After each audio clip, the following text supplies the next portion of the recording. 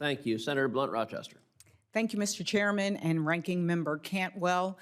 Admiral, congratulations to you and your family, and thank you for the meeting yesterday as well as our past briefings. As a new member of the Senate, one of the greatest honors for me was to be named Ranking Member of the Coast Guard Maritime and Fisheries Subcommittee. I take great pride in this role and take it very seriously. As we discussed, I want to ensure that there is partnership and that we uphold the highest standards of integrity, professionalism, and accountability, and that we're fully committed to the well-being of our service members and their families. I also shared with you, concerns about the Coast Guard not being politicized, the termination of Admiral Fagan left a poor taste for many. The purchase of the 2 luxury jets I shared causes concerns, even though we know there are some challenges with the current planes that you have. And again, what I appreciated in the conversation was you focusing on making sure that you are mission ready, mission critical, you're apolitical, and that you're just here to serve the American people. And so hearing your vision was also very important to me as well. And I recently had the honor of visiting Sector Delaware Bay at the Indian River Inlet. And I was proud to meet some really incredible individuals who love what they're doing and really are making a difference. I got a chance to talk to them about some of the concerns and the challenges that they have as well. And one of the top priorities for me has been affordable housing.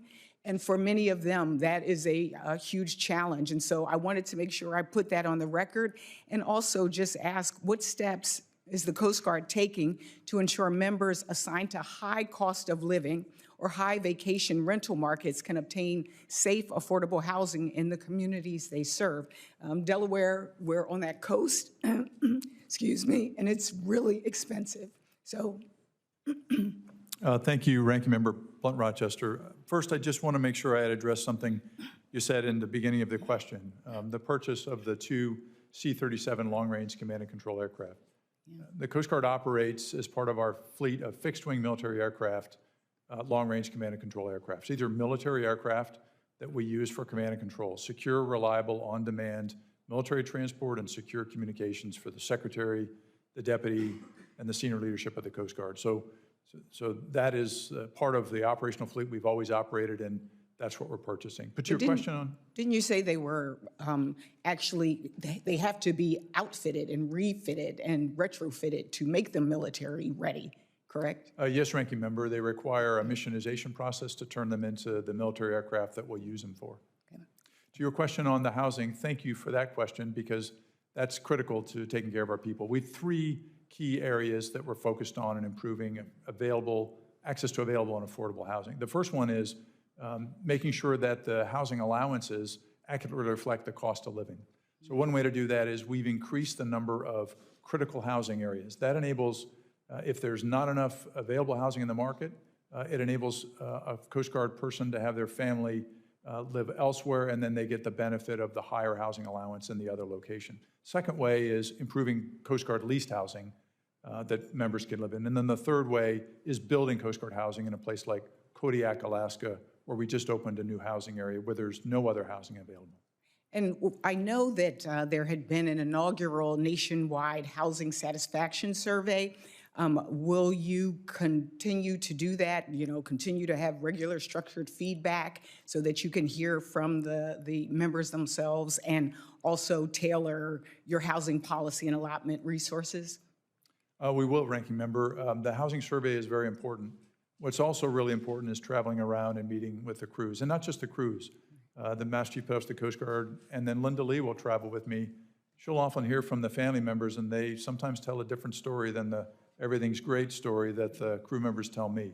And oftentimes, she'll hear about housing issues that Excellent. She'll take right to me, and we'll take action on them. Excellent. And lastly, I wanted to talk about supply chains. We talked a little bit about that in our supply chain legislation, but as you know, the Coast Guard, especially the cyber protection teams, play an integral role in improving the resilience of the maritime transportation system and coastal infrastructure, which are key to our supply chains.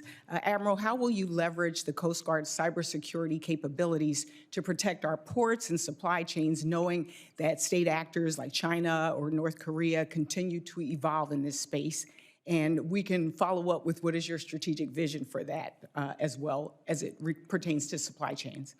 Thank you, Ranking Member. So first, we're using our regulatory authority. We have new regulations out on cyber regulations to improve the cybersecurity of U.S. facilities and shipping. And so that's just gone into effect, and that's groundbreaking regulation that's going to improve the baseline standard of cybersecurity and hygiene. The second one that you mentioned is deploying our Coast Guard cyber protection teams. These are expert teams that under our authority are able to deploy on U.S. critical infrastructure to harden that infrastructure and make sure we are resilient in our supply chain. And then also that signals to potential adversaries that they will be unable to hold our critical infrastructure at risk, that it will be resilient and we'll be able to defend ourselves in cyberspace. Thank you so much, and best of luck to you, Admiral. Thank you, Ranking Member.